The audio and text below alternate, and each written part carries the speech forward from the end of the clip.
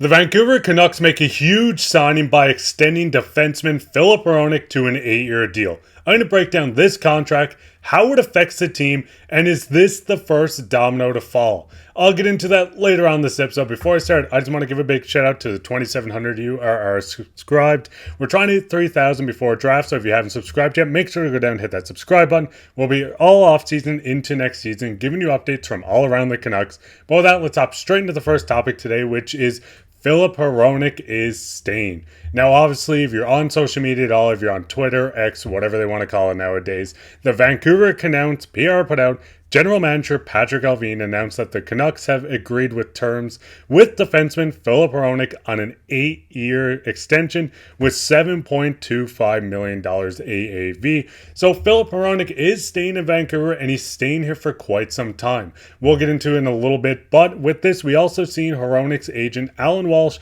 tweet out, "Congrats to Hronek on his 8-year contract with the Canucks. He loved the team, he loves the guys, the city so much, he decided to stay a while." Now, obviously, Filip Hronek is someone that a lot of fans are kind of wishy-washy on, but in my opinion, a guy like Hronek and getting him back on this type of contract is absolutely perfect. When you look at Filip Hronek, this is a guy that came in as the number 2 defenseman on the team this year, helped the Canucks win the Pacific Division title, made the second round, went to 7 with the Edmonton Oilers, who are currently in the finals.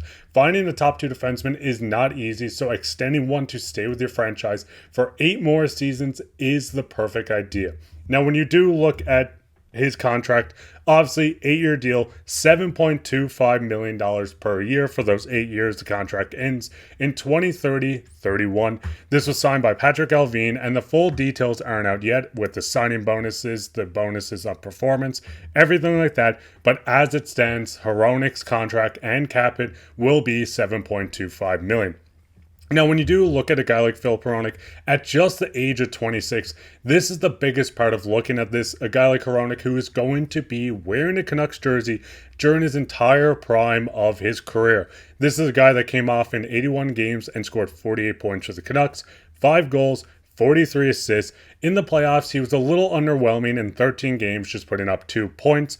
But Hronek is a defenseman that has a lot of room to grow. A former second-round pick drafted 53rd overall by the Detroit Red Wings, who obviously traded him to Vancouver. Hronek has a lot of time to grow with the Canucks, to grow as a player within this organization. We're seeing so many bridge deals signed around the NHL. This could be 3 years, it could be 4 years, putting the player straight into their prime when the next contract comes up. But Hronek is betting on himself to stay at this type of caliber player, or better, for this 8-year deal. Like I said, just being 26 years old, this is a guy that will be 34 at the end of this deal. He could look for another contract, but he's staying around. He wants to be with his organization during the peak of his career, where he will continue to get better. A lot of people say, hey, Hronek didn't perform in the playoffs. He's only 26. He still has multiple seasons yet to grow as a defensive guy, to grow more offensively, to grow as a complete player, and we've already seen how well he worked with a guy like Quinn Hughes on the top pairing, so you don't have to go into free agency, look in the bargain bin, bring in someone older like Chris Tanev to play with Hughes. You have your player for the future. You lock up the core. You continue to grow what this Canucks team was this entire season without giving up assets. As I said, this is a guy who put up 48 points. I think he has a higher ceiling. This could be a guy that could put up 50 to 60 points on a fully healthy Canucks team that's going to make another push for the playoffs. Now, when you do look at just the entire team itself, obviously there are still a lot of holes. Bringing Hronek back as a top-line right D is the first domino to be fallen, really. And you're looking at this domino effect on where we might see more signings. Obviously, just looking at this is not dead set on the lines. On the right side, you can see what the power play, what the penalty kill, what looks like with what they ran last year and who they have signed. You still need a top left guy on the power play. You still need a top left guy and a bottom right D. On the second power play, the penalty kill is kind of abysmal at the moment, and they don't have all their penalty killers back. But as of now, this is what the team looks like. This is what the team looks like with $19 million in cap. Obviously, you still have a lot of guys to sign. You still have forwards like Teddy Bluger, Dakota Joshua, Sam Lafferty, Elias Lindholm, who we will touch on in a later video, where it seems like a guy like Elias Lindholm might be heading out. But you still have other defensemen to bring back this team. Ian Cole, who is testing free agency. A guy like Zadorov, where the rumors are swirling everywhere. You have guys like Friedman, Tyler Myers. All these players are unsigned. You have a defenseman. You have goaltenders. You have people bought out. You have people on LTIR. There's so many question marks around this Canucks team with where they're going with everything, how they're going to afford to bring everyone back with the cap hit being just 19 million. And like I said, this entire list of players yet to be brought back or signed or traded, whatever it might be. But we know for certain that we have a guy, a top right-handed defenseman, a guy that's going to play in your power play, your penalty kill, a guy that's going to be here for 8 more seasons, locked up. And this is where things might start getting interesting, where we're really going to see on guys like Nikita Zadorov if he fits their plans after spending $7 million of the cap on a guy like Filip Hronek. Tyler Myers is a guy that a lot of fans do want back, a lot of fans don't want back. But once some of these guys continuously get signed, we're really going to start figuring out what the Canucks are going to be targeting in free agency. But as of now, and I'm happy to say as of now, the Canucks are not going to be looking for a defenseman on the top line. They have a guy like Hronek, unless they go out and make a trade for a cheaper contract on a guy that can grow with Quinn Hughes. I think we know Quinn Hughes' partner for at least the next 3 to 4 seasons. And what's your guys' thoughts on this? Do you think Hronek's 8-year contract at $7.25 million is too much?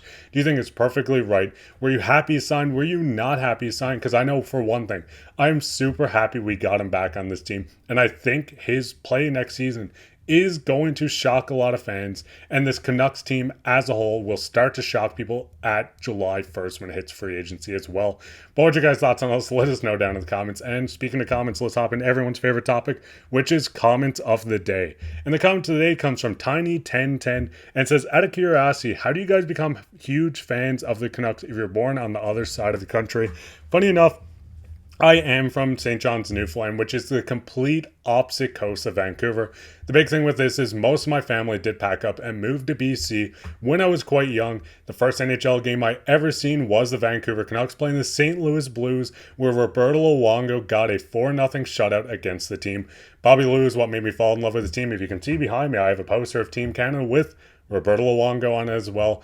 Kind of grew onto this team and I started to cheer from them. And if you guys, what's the big reason why you guys started cheering for the Canucks? Mine was just family moving and I happened to go see them and fell in love with this team, like a lot of people watching the channel probably did as well. But let me know down in the comments, why do you start cheering for the team? Who's your favorite player? Mine's Roberto Luongo or Henrik Sedin. But that'd be it for this episode of Canucks Digest. If you enjoyed this episode, make sure to go down and leave a comment. You could be featured on the next episode like Tiny1010 did today. And while you're down there, make sure to leave a like, subscribe, share this with your friends. We're trying to hit 3,000 before before the draft, which is only a week away. So make sure to go down and hit the subscribe button and be kept up to date with everything, because there's a lot of rumors flying around and we'll be covering all of it. But I've been your host, Mark Pye, and take care.